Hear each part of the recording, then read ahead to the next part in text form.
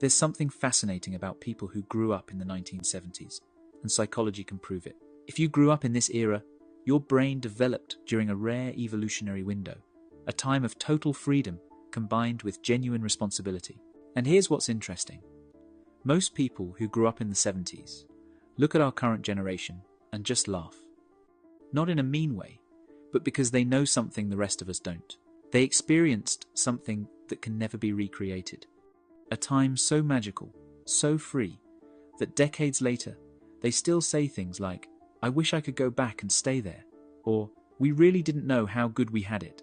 To put it even perfectly, we grew up on hose water, we were feral, and it was glorious.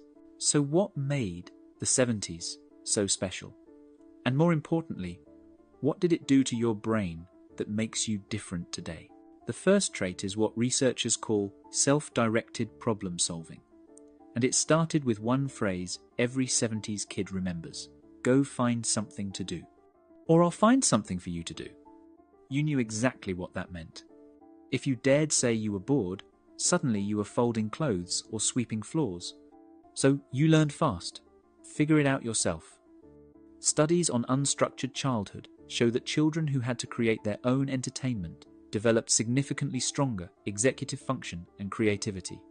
You weren't handed activities. You weren't scheduled.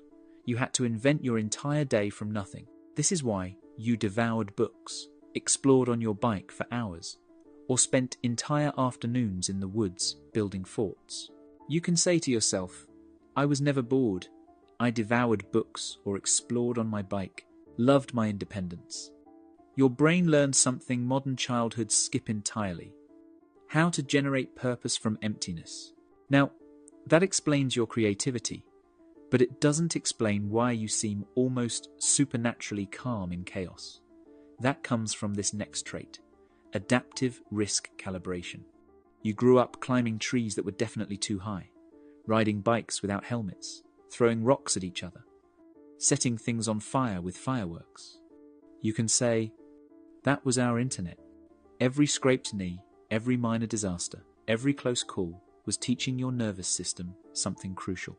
Research in developmental psychology shows that children who experienced physical risk in play developed better threat assessment and lower baseline anxiety as adults. Your brain learned the difference between actual danger and manageable risk by living it, not by watching it on a screen or having a parent intervene. You broke bones, you got scars, and that honestly felt like a Medal of Honor with a story behind it.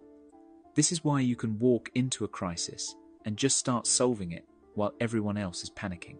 But here's where it gets deeper, and this is the piece most Gen Z will never understand. You carry what researchers call comfortable solitude capacity.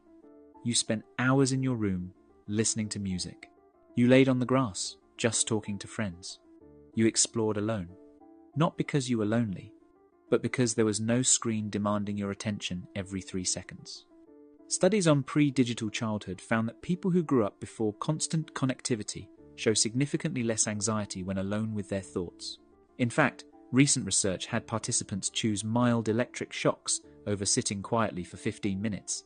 You'd probably find that ridiculous. You learned early that boredom isn't an emergency. At that time, you know you can never get bored as a kid. Your brain never developed the addiction to constant stimulation that defines modern life. This is why you can wait in long lines without losing your mind. The fourth trait is something psychologists call analog patience, and it shaped you in ways you probably don't even realize. You waited for your favorite show once a week, no binge watching. You took photos and waited days to see if they turned out. You wanted to talk to someone? You memorized their phone number and hoped they were home.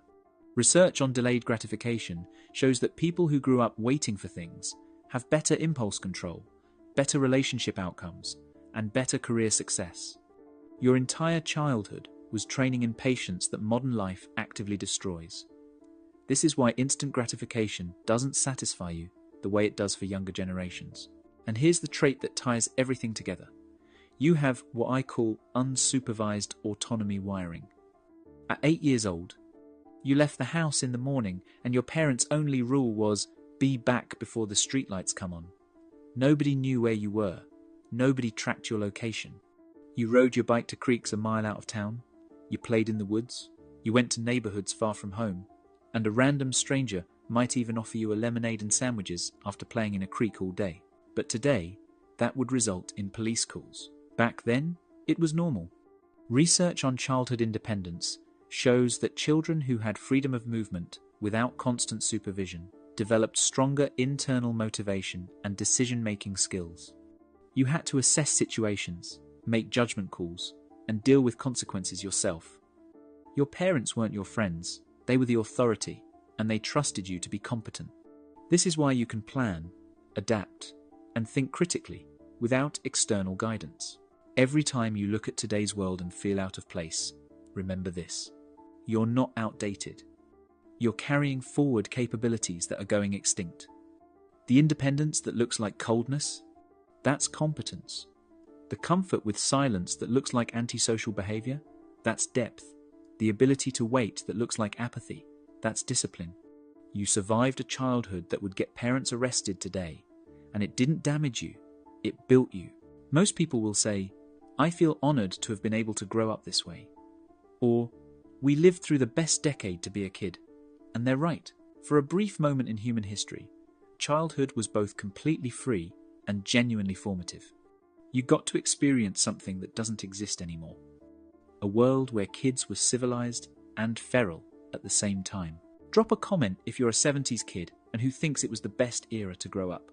And if you love research-based content like this that validates who you really are, hit subscribe because we're just getting started.